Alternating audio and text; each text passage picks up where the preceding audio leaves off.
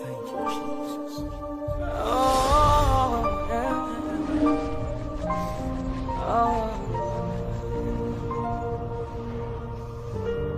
There is something in that name, Lord Jesus. The name can heal the broken heart. So when we call upon that name of Jesus, every fear and storm will be still. Every fear and storm will be still. Adúpẹ́ ní ọwọ́ Ọlọ́run fún oore ọ̀fẹ́ tí a tún ní láti wà níbí. Mi dá pé náà máa ní àmẹ́nuwé kẹ́sù mi ẹsẹ̀ mi àná tẹ̀pẹ́ à. A sì gbé orúkọ Olúwa ga. Mi dá àpótọ́ fún kọ́rọ̀jì. Lónìí, Egbe à. a fẹ́ ṣe àkíyèsí Mi já lè nkú bíró ntí. ìṣe pàtàkì ìgbàlà. Àsì ọ̀họ́ kẹ́ lè ọ̀họ́ sí. Bí a ṣe lè ní ìrírí ìgbàlà. Lékè mi àtẹ́ wọ ọ̀họ́ bẹ́nu mẹ́tótó. Iṣẹ́ àwọn àpọ́sítélì Dọ́ọ̀ pàgbàlẹ̀. orí 16 Tàwí àdẹ́. ẹsẹ̀ 30 àti ẹsẹ̀ 31. Púpù ìbìlátàn kúdò ìbìlátàn vọ́ríká. Bíbélì wípé Ìbìlà gbọ̀n bẹ́ ná. ó sì mú ọ jáde, ó ní alàgbà, kí ni kí èmi kí ó ṣe kí n lè là? Wọ́n sì fún un pé gba Jésù Kristi Olúwa gbọ́, a ó sì gbà ọ́ là, ìwọ àti àwọn ará ilé rẹ pẹ̀lú. Eye ó kplɔ wo dogo egblɔ bena aƒetɔ nu ka ye le nam be ma wɔ bena ma kpɔ ɖeɖe ma hã. Wogblɔ bena xɔ aƒetɔ Yesu Kristo dzi se eye miakple aƒewo me miakpɔ ɖeɖe. Amen. Ọlọ́run ẹ̀mí mímọ́, Mawu gbɔgbɔ kɔkɔe. a dúpẹ́ fún àkókò yìí, Mi da akpe na gaƒoƒo sia. a sì fi àkókò yìí lé ń lọ́wọ́. Mi gba gaƒoƒo sia ɖe asiwo me. Ìwọ ni ọ̀rọ̀, Òwoe nye nya. rán ọ̀rọ̀ rẹ jáde Dɔ nya ɖo ɖa mi ní orúkọ Jésù Olúwa wa. le Yesu miaƒe tɔ la be ŋkɔ me. Amen. Amen. Tá a bá ń sọ̀rọ̀ nípa ìgbàlà, Ne mi le ƒoƒo ku ɖo ɖeɖekpɔkpɔ ŋutia, ó pín sí abala méjì. ema ɖo teƒe ve. Ìgbàlà ara, Ŋutilã be ɖeɖe. ìgbàlà ayérayé.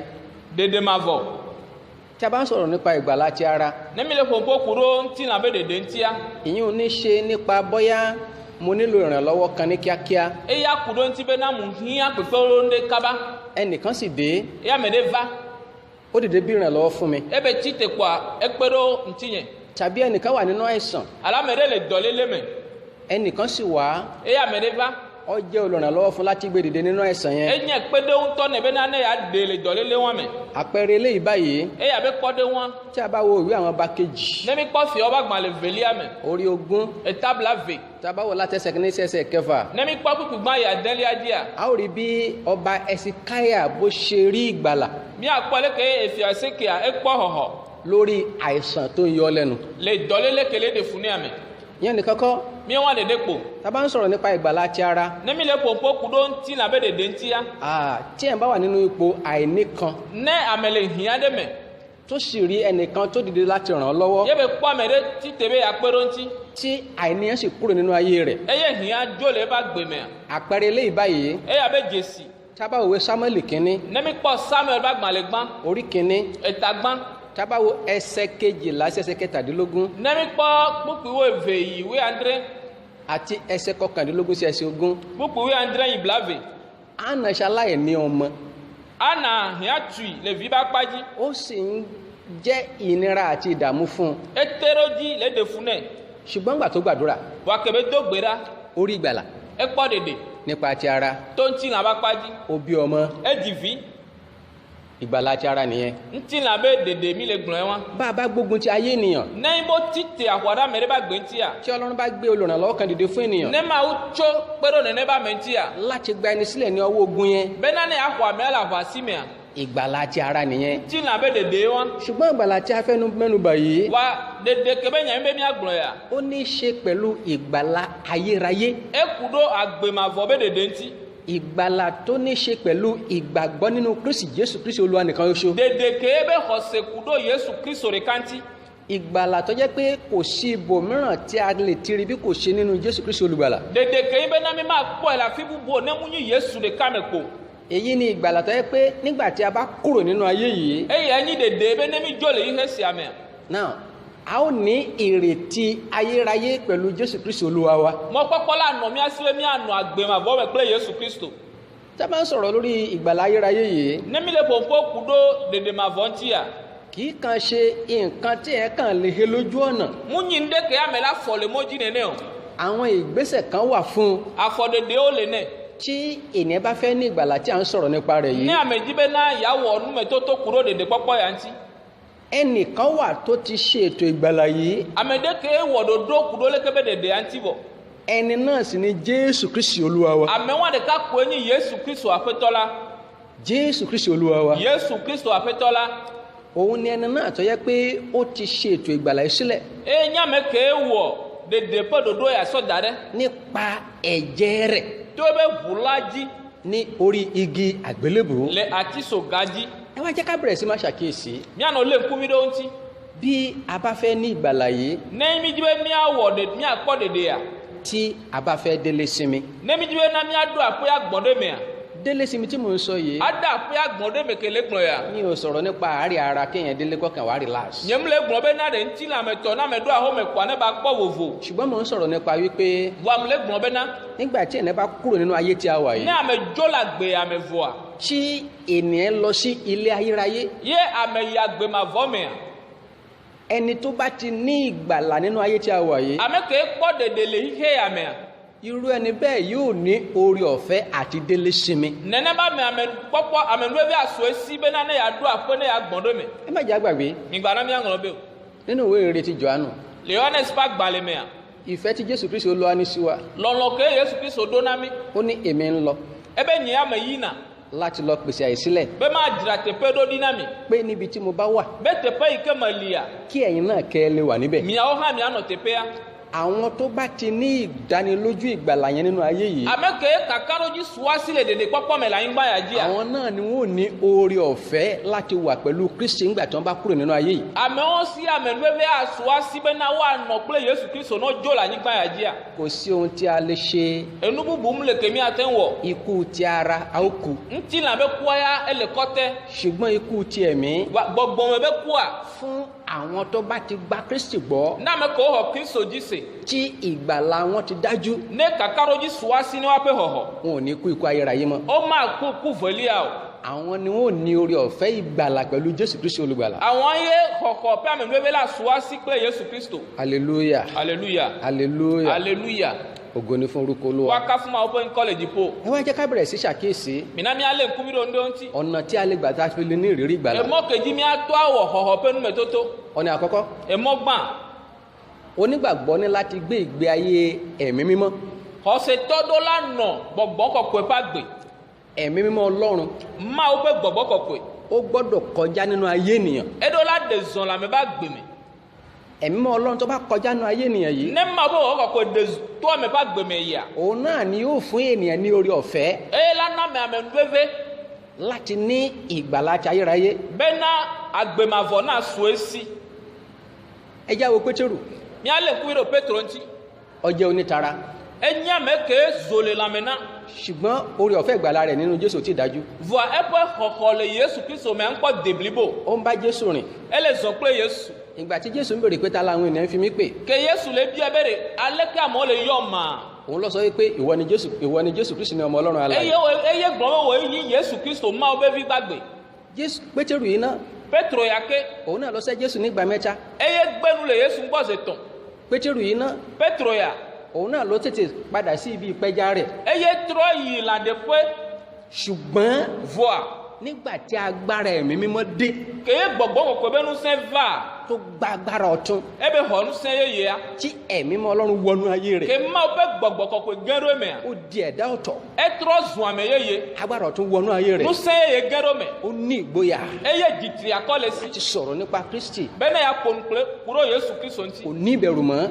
Vɔvɔ megale me o. Fún ẹnikẹ́ni tí yóò bá ní ìgbàlà ayérayé. Na ame ɖe sia ɖe ke le di be agbemavɔ na su esia. Irú ẹni bẹ́ẹ̀ gbọ́dọ̀ gba agbára ẹ̀mí mímọ́ Ọlọ́run alààyè sínú ayé Nene rẹ̀. ba me ɖo la xɔ Mawo gbɔ kɔkɔe be nusẽ ɖo ebe agbe me.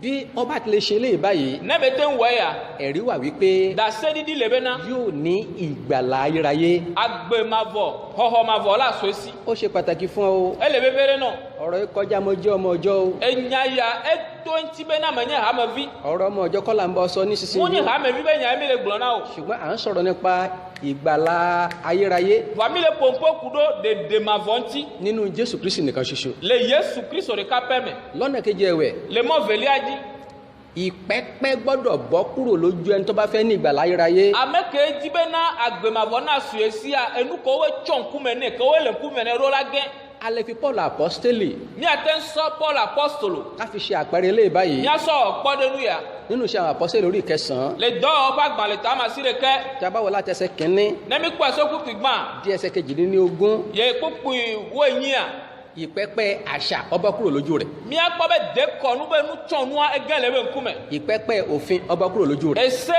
we nu chonu gele be nkume ìpẹ́pẹ́ èmi múnira mi ó bọ́ kúrò lójú rẹ̀. enu chonu ke yin be yen to enye do kwenye a egele be nkume ìpẹ́pẹ́ dàrúdàpọ̀ ó bọ́ kúrò lójú rẹ̀. chaka chaka fe enu chonu ke le nkume ni a egeda nígbà tí gbogbo àwọn ìpẹ́pẹ́ wọ̀nyí bọ́ kúrò lójú rẹ̀ tán. enu chonu e o gele be nkuji a nígbà náà ló tó ríran rí òye ta ni Jésù jẹ́. ga me be ba po e be le ku biro nti a meke po me bi Yesu yin nígbà náà ló tó bẹ̀rẹ̀ sí gbé ìgbé ayé ẹni tó fẹ́ di ẹni ìyè ayérayé. ga me be ba le nu agbe kudo ameke ji be ya nu agbe ma vo anti àwọn ọṣẹ́ tó ṣe nìyí edo e o ko wo ya ó lè di àṣà lọ́wọ́ kó tó fẹ́ rìnrìn àjò gbàgbọ́ kò lè ṣeé ṣe. o ma te le de ko nu da si plipa abe azon ho se ba zon li cho ma te nya o ó lè gbé òfin rù o ma te ndro serota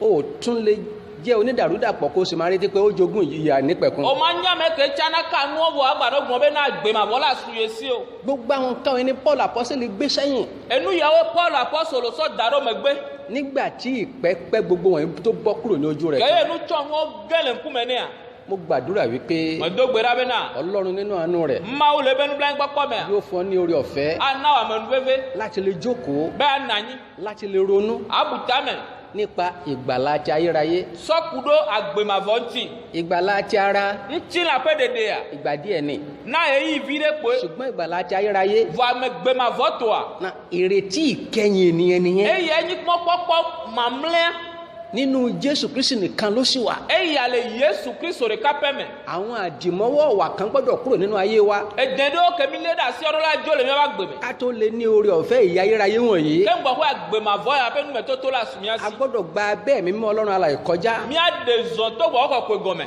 a gbọ́dọ̀ mú gbogbo àwọn ìpẹ́pẹ́ tí ń di ayé wa lójú ó gbọ́dọ̀ kúrò nínú ayé wa. nu chonu o kele ke mo na mi ba gbe orola jo le mi ba gbe me tí gbogbo àwọn nǹkan wọ̀nyí bá kúrò tán ne nu yo jo vo a nígbà náà ni a ó ní ìrètí ga me mon popo la sumia si wípé a ó bá Olúwa jọba. be na mi adu fi ogba kula pe to la kí ni kí n ṣe nu ka e ma wo kí n lè là. ne ma te npo dede ma han òun náà ni wípé e ya po yin be na gba Jésù Kristi Olúwa gbọ́ ho Yesu Kristo apetola ji se ìwọ àti àwọn ará ilé rẹ o wo pe wa po me to a ó sì gbà ọ́ là. e o la po dede arákùnrin yẹn ò fi jáfara o le ka je ya so klaro nya ya ji bí ìwọ náà ṣe gbọ́ ọ̀rọ̀ yìí le ko chon se nya ya má jáfara mọ́ cho zerika wọ tètè gbé ìgbésẹ̀ sí ìrònú de afọ na ta me trotro kí o sì yẹ gbogbo wò nípa ọ̀rọ̀ ayé ara rẹ na báyìí. le kubiro nse an kuro wa gbenti béèrè lọ́wọ́ ara rẹ pé ń bolo wà. biodo ku o se be na fi ko le ma bí o bá tí ì sí ní ìkáwọ́ Jésù Olúwa nẹyin bo npo le Yesu Kristo ba si me o wa ayé rẹ ò tí ì ní ìdánilójú ìyè ayérayé o. kakaro ji npo so asi o be na ko agbe ma vo kò sì síbò mìíràn tó ti lè ní ìyè ayérayé yìí afi bubu mu le ke o la ko agbe ma vo àfi Jésù Kristi nìkan ṣoṣo. le Yesu Kristo re kame